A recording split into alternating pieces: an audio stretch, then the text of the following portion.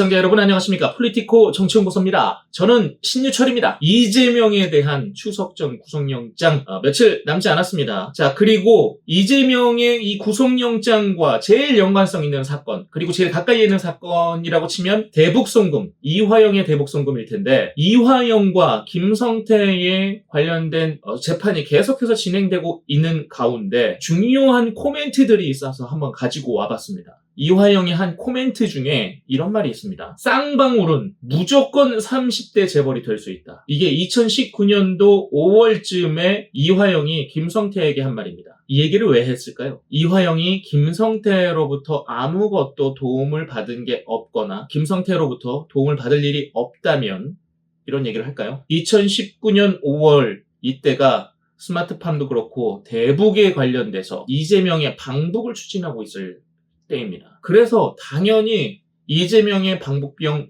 300만 달러를 대신 내달라는 의미로 검찰은 보고 있는 겁니다. 그런데 이화영은 이런 말을 했음에도 불구하고 계속 모르쇠 아니라잖아요. 저는 이화영이 실제로 검찰에서 하고 온 얘기와 혹은 와이프를 통해서 하는 말이 정말 다르게 지금 전개되고 있다고 보여져요. 이화영이 자기도 모르게 변호인이 바뀝니다. 와이프에 의해서 변호인이 바뀌어요. 그리고 와이프는 이화영을 혼내죠. 재판부에서.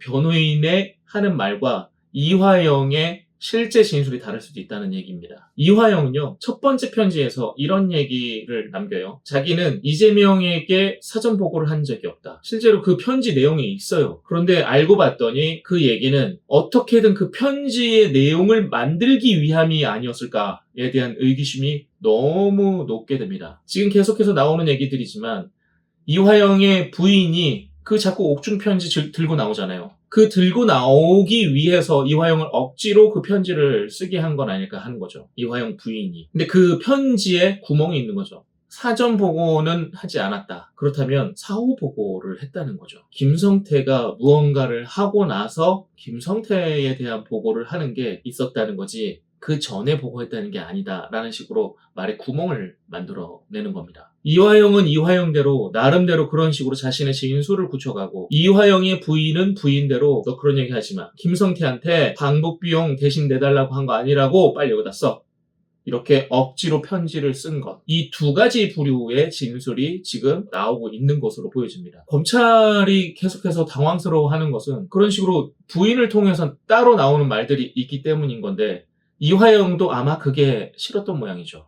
그러니까 부인이 선임한 변호사랑 대동하기 싫은 겁니다. 그래서 얼마 전 재판에서도 그 실랑이가 있었잖아요. 부인이 선임한 변호사가 괜히 와가지고 깽판치고 갑자기 자기 변호사 사퇴하고 이런 식의 반복이 있었고 이화영은 이화영대로 지금 본인의 결심이 지금 서 있는 상태로 보여져요. 어느 정도 내가 사실 보고는 이런 식으로는 했습니다라는 식으로 기조가 바뀌고 있는 이걸 계속 이화영은 지켜가고 있고 그걸 법원에서도 받아들이고 있는 추세입니다. 이화영이 솔직하게 말하고 있는 상황에서 이재명은 위기감을 느꼈겠죠. 이 재판에 내가 나갔다가는 내가 지시했던 게 혹은 내가 감사인사 전했던 게 전부 다 드러날 수 있겠다. 그래서 스스로 단식을 선택한 걸로 보여집니다. 이 재판도 이제 막바지를 향해서 뛰고 있는 겁니다. 이재명이 그런 얘기들을 다 지금 듣고 있기 때문에 최후의 수단인 단식을 선택했을 것이라 다들 생각하고 있는 거죠. 이화영이 이재명과 김성태를 전화로 연결해 준 적이 없다고 하지만 너무나 김성태의 진술이 디테일하고 워딩이 구체적입니다. 예를 들면 이런 거예요. 2019년 1월에 쌍방울과 북한과의 협약식에 이화영 부지사가 이재명과 김성태를 연결시켜줍니다.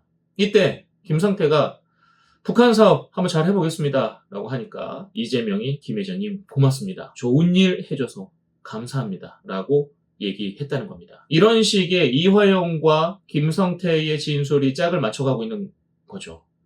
이거를 이재명이 정말 몰랐겠습니까? 다 알고 있으니까 최후의 방법으로 지금 단식을 선택한 거죠. 검찰에서도 이화영은 지금 진술을 번복하고 있는 게 아니라 그 억지로 쓴 혹은 와이프로 인해서 잘못된 진술이 새어나간 것을 이화영이 그 편지 속 구멍으로 자기의 속마음을 지금 얘기하고 있는 거라고 얘기하고 또 김성태와의 진술이 이 아구가 마저 하고 이런 것들이 계속해서 보여지고 있는 겁니다. 재판에서 혹은 편지를 통해서. 그러니까 이재명이 최후의 수단을 지금 결정한 건데, 아무리 이재명이 그래도 결국엔 추석에 이재명이 추석 밥상으로 올라갈 것으로 보여집니다. 자, 이 시간 여기까지입니다. 고맙습니다.